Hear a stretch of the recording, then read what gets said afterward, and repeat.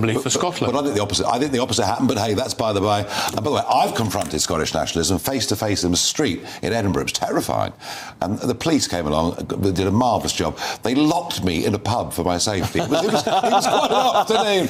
But this is the thing, Nigel. Final thought on Englishness, please. But look, I mean, I think one can be proud of being English. I don't think one has to treat it separately from Britishness. While everyone's watching the flag-waving spectacle, here's what the establishment hopes you never connect. Every single Union Jack going up represents a working-class voter Labour's lost forever. Starmer calls them plastic patriots because he's terrified that millions of ordinary Brits have finally realised Westminster despises their pride in nation, borders, identity. Watch this clip closely, then I'll show you the real reason Thornbury's sneering at English flags again, and why this could destroy the entire progressive project. With Englishness? Well, because, and there's nothing wrong with Englishness, but what is wrong is English nationalism. We are a united country. I see. So I do not believe that it is necessary to emphasise nationalism. Jeff. You're part of a government that gave vent to Scottish nationalism. You were part of a government that gave vent to Welsh nationalism, part of a government that compromised with Irish nationalism, but we can't be English nationalists. No, we can be English and we can be proud of being England when England are playing football or England are playing rugby, but I don't believe that it's appropriate to put up flags of the Cross of St George in substitution for the flag that we owe our allegiance to, which is the Union flag, because we are British. Well, I feel that I can be English and British. I see no contradiction. I see no contradiction, but the reality is people are putting up the Cross of St George rather than the Union flag. I think that is the worry. Hello, I'm Bev Turner. Now, it can feel like the money in our bank accounts at the moment does not keep up with the cost of living, and maybe there's a solution. I'm here today with the CEO of Tally Money, Cameron Parry. Cameron, what is Tally Money? Well, Bev, with Tally Money, you get a current account and a debit card, but instead of pounds, you use milligrams of gold as your everyday money. So why gold? Gold traditionally is a great store of value. It has, on average, gone up at over 11% per annum for the last 25 years against the pound. It's tripled in value in the last decade, and in the last 2 years alone, it's increased by 50% against the pound. Banks' savings products just can't compete with that level of growth. But this isn't just about gold. This is about a currency that you guys have created at Tally Money. Explain it to me as though I'm an idiot. So, look, people need to be able to hold their earnings and build their savings in a money that retains its value and remains in their legal control and remains theirs to access, away from government control. Great. You had me at not exposed to government control. You should feel safe and happy with your money. You should have peace of mind. The more money you see in your bank balance, and that's the type of thing we're trying to deliver, and give people choice in the type of money they get to use every day. Brilliant. Thank you so much, Cameron. Thank you.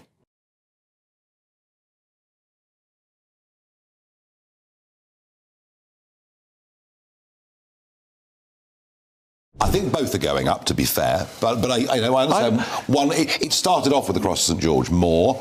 I do have a Cross of St George waistcoat, which I do wear to sporting occasions. I've got cufflinks.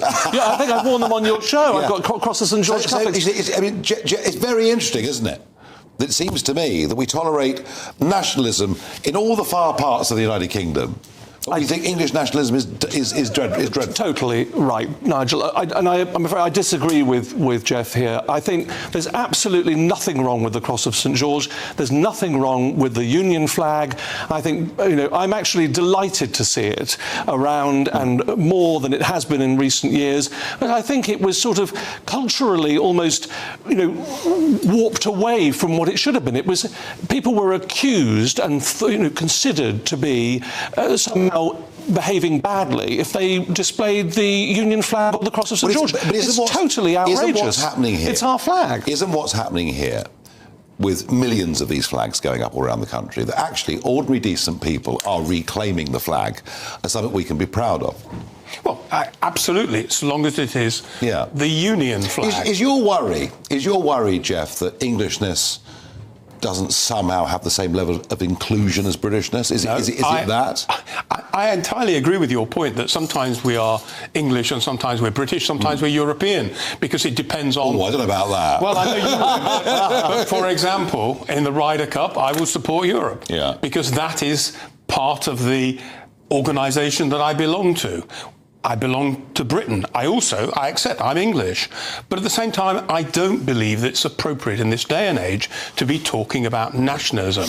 I'm not a supporter of Scottish nationalism. I'm not a supporter of Welsh nationalism. But I believe very strongly in the United Kingdom, and that's something I think we should be emphasising. But don't you agree that actually devolution with Tony Blair fuelled Scottish nationalism? I don't believe so. Scottish nationalism It did. It really did. Scottish nationalism was there. I was taken to Scotland by a political friend of mine to see the level of nationalism that was developing. And I was told, and I accepted the argument from someone who knew about Scotland, that the way to resolve that was to have a separate assembly for Scotland. But I think the opposite. I think the opposite happened, but hey, that's by the by. And by the way, I've confronted Scottish nationalism face to face in the street in Edinburgh. It was terrifying. And the police came along, did a marvellous job. They locked me in a pub for my safety. It was quite an afternoon. But this is the thing, Nigel. Final thought on Englishness, please. But look, I mean, I think one can be proud of being English. I don't think one has to treat it separately from Britishness. If somebody wants to wear or use the flag of St George, the English flag, I don't see any difference there. Why people view that pejoratively when somehow it's okay to be a Welsh nationalist and a Scottish nationalist and they call their political parties nationalism, but with England it's somehow a dirty word for some people, particularly people on the left. Keir Starmer making that remark today, I think is simply just wrong and out of touch with the British people. Now you've seen the clip, here's what they're not telling you.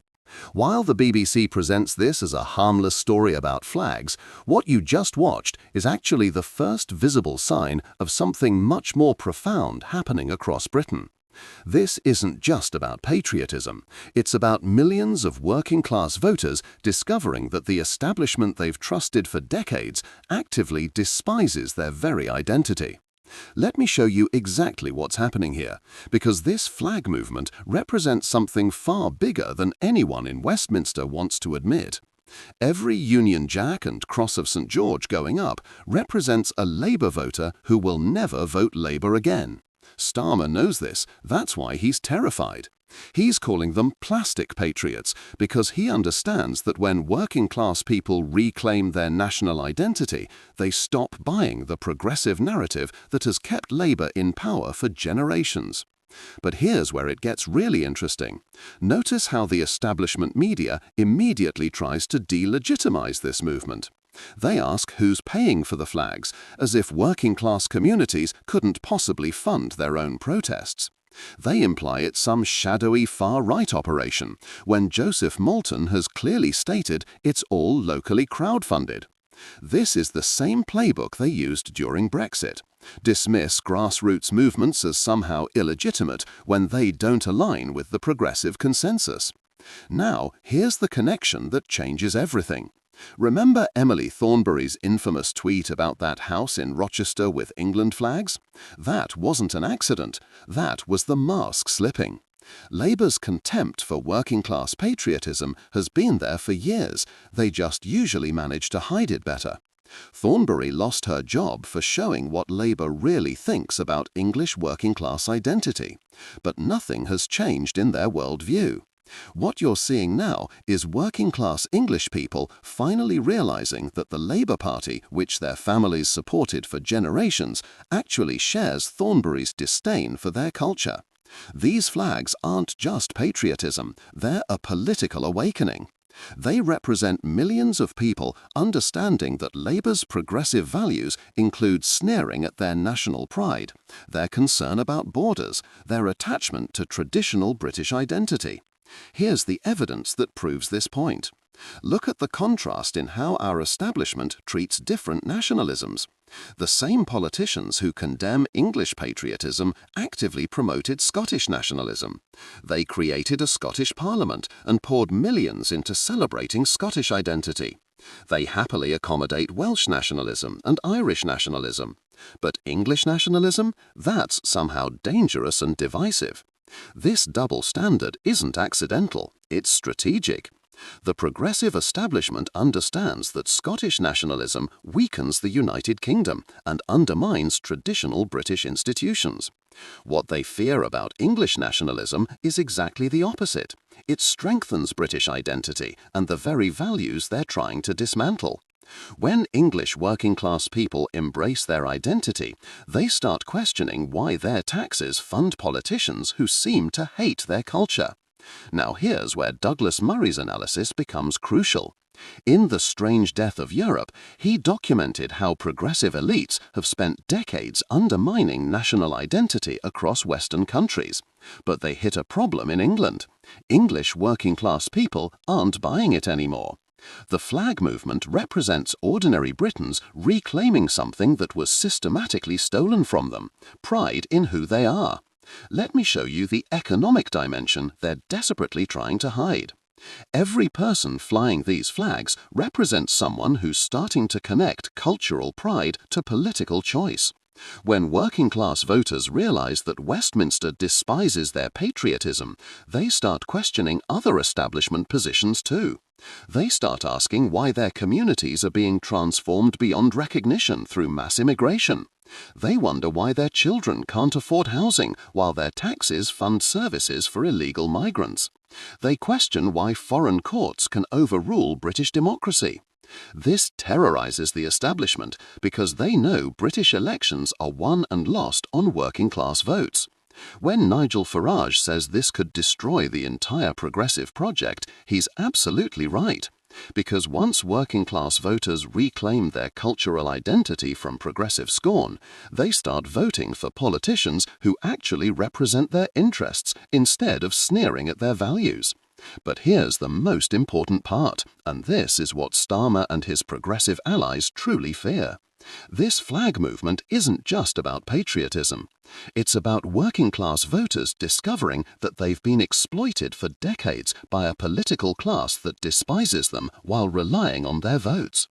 It's about ordinary Britons understanding that progressive values mean open borders, cultural self-hatred, and economic redistribution from workers to welfare migrants.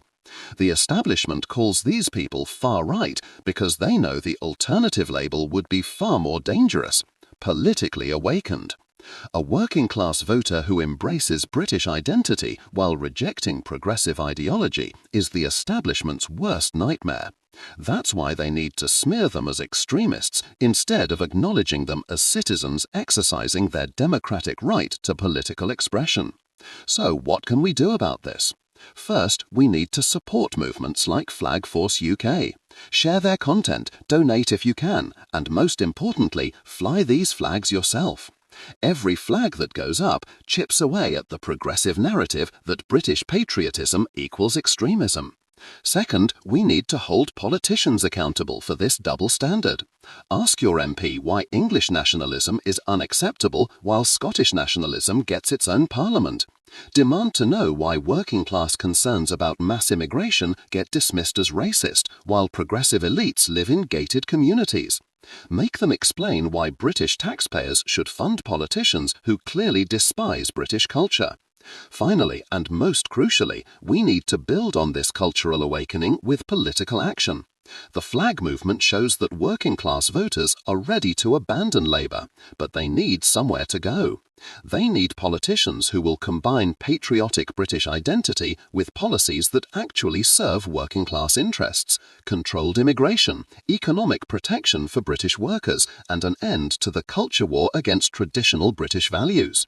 This flag movement represents millions of working-class Britons discovering that they don't have to apologise for who they are. They've finally realised that Westminster's contempt for their patriotism reflects a deeper contempt for their interests. And once that penny drops, there's no going back. Every Union Jack and Cross of St George you see isn't just a flag. It's a declaration of independence from the progressive consensus. It's working-class Britain finally understanding that the establishment needs their votes but despises their culture. And that realization, more than any policy or politician, threatens to destroy the entire progressive project. The flags are going up everywhere because ordinary Britons are taking their country back one street at a time. Starmer calls them plastic patriots because he's terrified they're actually the most authentic patriots of all, working-class voters who love their country more than they fear progressive scorn. And that's why this movement terrifies the establishment more than any protest or petition ever could.